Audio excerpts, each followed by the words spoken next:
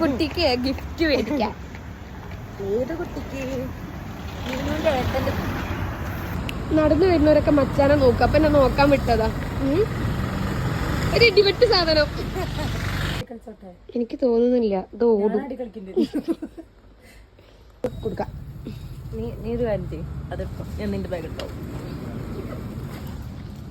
മടിച്ച് ഞാൻ കൃഷ്ണനെ കാണിച്ചതാ. ചാലക്കുടി ഇങ്ങനെ പോണോന്ന് ഞാമൻ വന്നു. ഞാക്കളോട് മീന് ഛർദിക്കാൻ